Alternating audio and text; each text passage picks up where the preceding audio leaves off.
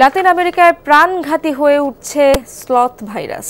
বিশেষ প্রজাতির পোকা ও মশার কামড়ে এই ভাইরাসটি মানব শরীরে ছড়াচ্ছে।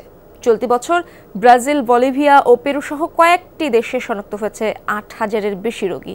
ভ্যাকসিন না থাকায় বাড়ছে হুমকিও। কালার এক্সপার্ট, জর্জ স্যাপ এবং মাইল্ড অন হ্যান্ডস টেকনোলজি সমৃদ্ধ অরিক্স ক্রিস্টাল ওয়াশ আপনার লন্ড্রি এক্সপার্ট। মহামারী আতঙ্কে দিন কাটছে বিশ্ববাসীর।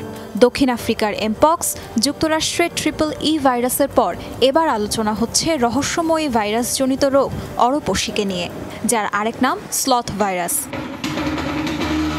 পূর্বে দক্ষিণ আফ্রিকার অ্যামাজন বেসিনে ছিল স্লথ ভাইরাসের বিস্তার, তবে ২০২৩ সাল থেকে রূপ পাল্টেছে স্লথ ভাইরাস। জিনগত পরিবর্তনের মাধ্যমে হয়ে উঠেছে আরও শক্তিশালী। অ্যামাজন বেসিনের গণ্ডি পেরিয়ে ছড়িয়েছে নতুন নতুন এলাকায়। চলতি বছরের প্রথম ৬ মাসে ৮,০০০-এর বেশি স্লথ ভাইরাস আক্রান্তের রেকর্ড করেছে বিশ্ব স্বাস্থ্য সংস্থা WHO। তবে এবার স্লথ ভাইরাস পৌঁছেছে লাতিন আমেরিকায়। কিউবা, ব্রাজিল, কলম্বিয়া সহ ভাইরাসটি ছড়িয়েছে পেরু ও বলিভিয়াতেও। স্লথ ভাইরাসে আক্রান্ত ২ ব্রাজিলিয়ানের মৃত্যুর মাধ্যমে ভাইরাসের নামের আগে যোগ হয়েছে প্রাণঘাতী বিশেষণটি। শুধু তাই নয়, ব্রাজিলের ২ গর্ভবতী মায়ের দেহে স্লথ ভাইরাস শনাক্ত হওয়ায় গর্ভেই মারা গেছে তাদের সন্তান। কিউবার ১৫টি প্রদেশে দেখা দিয়েছে স্লথ ভাইরাস। খুব দ্রুত ছড়াচ্ছে এটি, পরিস্থিতি ভয়াবহ হয়ে উঠছে। প্রধানত কিউলিকয়েডিস প্যারাইনেসিস প্রজাতির পোকার কামড়ে ছড়ায় স্লথ ভাইরাস। এছাড়া কিউলেক্স কুইনকুয়েনিয়াম ও ওক্লোরোটেটাস সেরাইটিস প্রজাতির মশার কামড়ে মানুষের দেহে সংক্রমিত হয় sloth virus.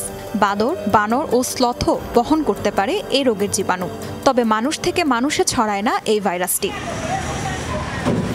Dengue, chikungunya, Zika virus কিংবা ম্যালেরিয়া রোগের উপসর্গের সাথে মিল রয়েছে স্লথ ভাইরাসের উপসর্গের। মানুষের দেহে প্রবেশের পর এটি দ্রুতই ছড়ায় মস্তিষ্ক ও লিভারে, ব্যাপক ক্ষতি সাধন করে কেন্দ্রীয় স্নায়ুতন্ত্রের।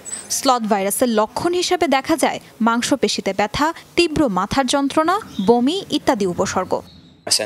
কাজে ছিলাম, হঠাৎ তীব্র মাথা ব্যথা শুরু হয়। কিছুক্ষণ পর বুঝতে পারি জ্বরে আমার গা পুড়ে যাচ্ছে।